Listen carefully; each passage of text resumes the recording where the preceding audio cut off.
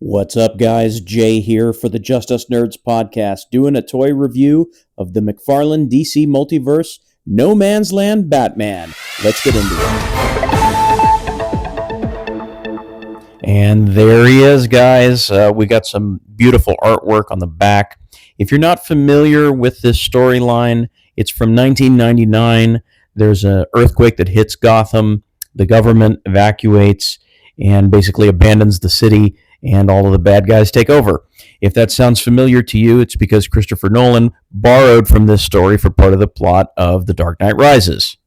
If you are still looking for this guy, I think he's still up for sale on McFarlane Toy Store, Big Bad Toy Store, Amazon, Walmart, GameStop, and I recently found him in Target.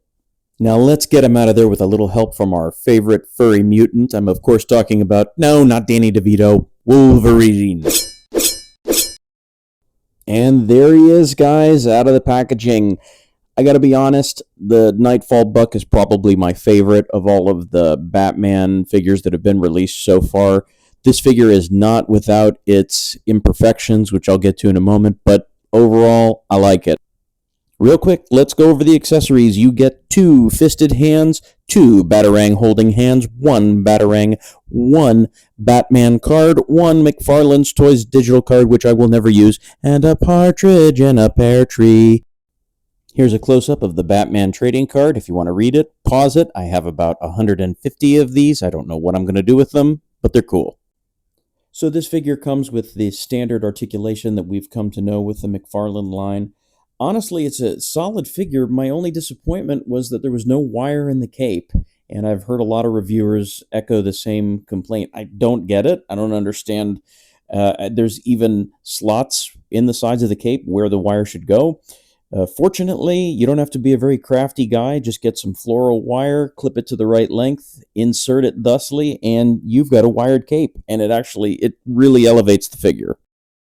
So this is my attempt of trying to get him into that pose from the picture on the back of the box. It doesn't quite work. As you can see, that diaper really restricts motion on those legs, and you can't really kick them forward more than about 30 degrees. Range of motion on the arms is fine. The ab crunch is a little limited. There you go. There's Batman holding your baby. Come and get him, Scott. And for your Nightfall Buck comparisons, to the left, we have the black release. On the right, we have the blue release. Blue release has been modified, though. That originally came with the plastic cape. I added a custom cape and then also comic shaded the cowl. And here we have him with some of the other blue and gray Batman figures we've gotten from McFarlane. From left to right, we have the 66 Adam West Batman. Then we have the Batman Spawn crossover figure. Then we have the Batman Hush figure. And really, each of these are, in their own right, great interpretations of the character. That's one of the reasons why I enjoy collecting this line so much, is I like the different artist interpretations. At least that's what I tell my wife when she asks me, how many Batman figures does one man need? Here he is with the most recent Tim Drake Robin. And here he is posed with the Man of Steel himself. This is the Silver Age Superman, which I think probably for many collectors now is their definitive Superman figure. And I posed him with this Superman figure in particular because I think the look of this Batman is very similar to how he was drawn in an early 1990s story called Dark Knight over Metropolis. If you haven't read it, it's a great Batman-Superman story. I highly recommend it. Here he is with a couple members of the Bat family. As you can see, he does appear a little on the short side. I think when you put him next to Tim, he's about as tall. That's been a complaint, I think, throughout the McFarlane line, is that the scaling's just a bit wonky. And here he is with another great detective, Miss Jessica Fletcher of the NECA Toonie Terrors, on the trail of a killer, no doubt.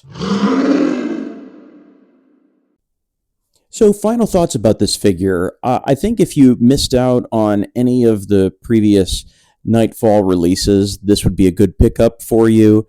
If not, if you don't care about the darker aesthetic, you could probably pass.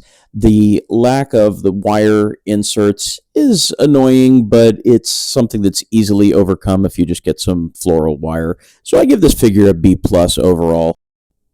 Well, thanks for listening, folks. That'll do it for this review. Stay frosty.